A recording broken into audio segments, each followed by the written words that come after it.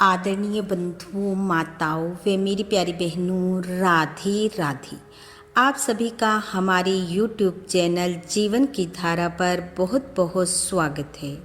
बंधुओं, आज हम इस वीडियो में भगवान श्री कृष्ण व ऋषि दुर्वासा की कथा सुनेंगे, जिसे सुनने सुनाने से भगवान श्री कृष्ण की कृपा से समय शुभ व मंगलकारी होता है।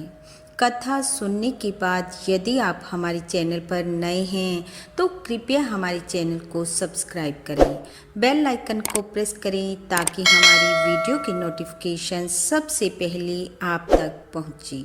वीडियो को शेयर व लाइक भी जरूर करें।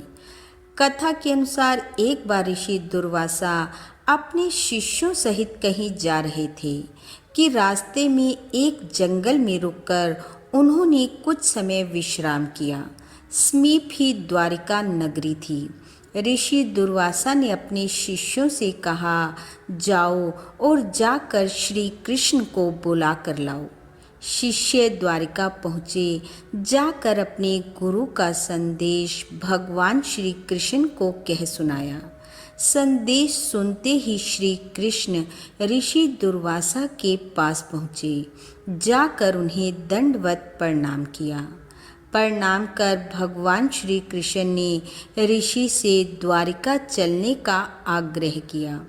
पहले तो ऋषि दुर्वासा ने चलने से इनकार कर दिया, पर जब भगवान ने फिर से विनती की तो ऋषि बोले, ठीक है, हम तुम्हारे साथ द्वारिका चलेंगे, पर जिस रथ पर बैठकर हम द्वारिका जाएंगे उस रथ को घोड़े नहीं खींचेंगे। उसे एक ओर से तुम और दूसरी ओर से तुम्हारी पटरानी रुक्मणी खींचेगी।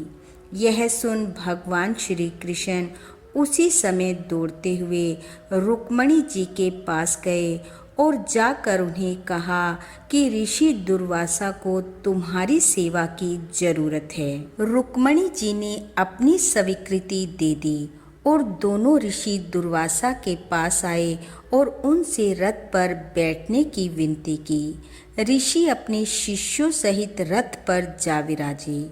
यह देखकर भगवान जरा भी विचलित नहीं हुए, क्योंकि वह जानते थे कि ऋषि उनकी परीक्षा ले रहे हैं। दोनों ने रथ को खींचना आरंभ किया और कुछ ही समय में वे रथ को लेकर द्वारिका पहुंच गए।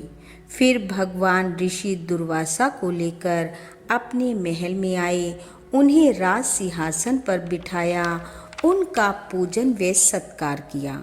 फिर 56 प्रकार के व्यंजन बनवाए और उन्हें ऋषि के सम्मुख रखा और खाने के लिए आग्रह करने लगे। लेकिन ऋषि दुर्वासा ने भोजन करने से इनकार कर दिया।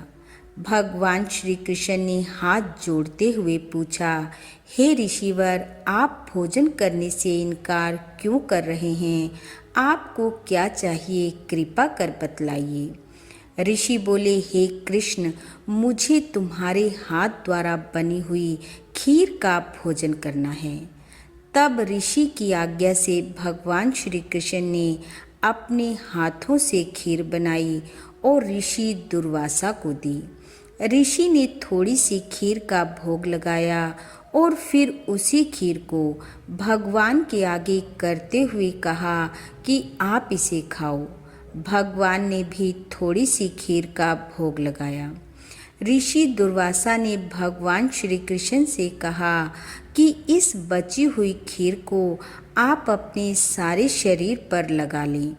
भगवान श्री कृष्ण ने आज्ञा पाकर खीर को अपने शरीर पर लगाना शुरू किया। उन्होंने सारे शरीर पर खीर लगा ली, परंतु जब पैरों पर लगाने की बारी आई तो भगवान बोले, हे ऋषिवर, यह आपका भोग प्रसाद है, जिसे मैं अपने चरणों पर धारण नहीं कर सकता। यह सुनकर ऋषि दुर्वासा अत्यंत प्रसन्न हुए और कहा, हे वत्स, मैं तुमसे अति प्रसन्न हूँ। तुम हर परीक्षा में सफल रहे। मैं तुम्हें आशीर्वाद देता हूँ कि पूरे शरीर पर तुमने जहाँ जहाँ खीर को धारण किया है, तुम्हारा वह अंग वज्र के समान हो जाएगा और तुम्हारे ये चरण अति कोमल रहेंगे। तुमसे प्रेम करने वाले तुम्हारे भक्त इन युगल चरण कमलों को अपने हृदय रूपी सिंहासन पर धारण करने के लिए जीवन भर प्रयास करते रहेंगे और तुम्हारी कृपा पाते रहेंगे। ऐसा आशीर्वाद देकर ऋषि दुर्वासा प्रेम पूर्वक वहाँ से चले गए।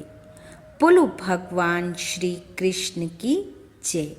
बंधु, भगवान श्री कृष्ण की कृपा आप व आपके परिवार पर सदैव बनी रहे। आपका घर आंगन खुशियों से महकता रहे। इन्हीं शुभकामनाओं के साथ आप सबका बहुत बहुत धन्यवाद। राधे राधे।